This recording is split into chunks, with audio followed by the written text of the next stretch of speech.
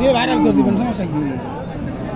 দর্শক, আজকে প্রথমবারের মতো আমি কোনো মানুষকে গরু কিনে দিলাম। আল্লাহ সাক্ষী, আমি একটা টাকাও লাভ করি নাই, আর এটা আমার যাতে নাই।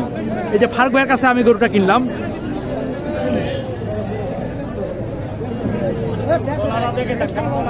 গরুটার তলাটা দেখেন, মাশাআল্লাহ বিশাল বড় তলা, খুব চমৎকার মানের একটা গরু।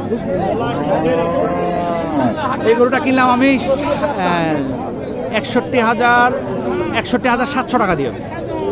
গরুটা এখনো দাঁত হয়নি, চমৎকার মানের একটি গরু। আমি আবারও বলছি, আমি কিন্তু কখনোই কাউকে গরু কিনে দিই না। এক আপা আমাকে ফোন দিছে জয়পুর থেকে, ওনার বাবাকে নিয়ে আসছে।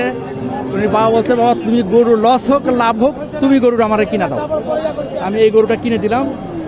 আমি গরুটা কিনে আমার ভালো লাগতেছে। আসসালামু আলাইকুম ফারুক ভাই। ভাই গরুটা আমি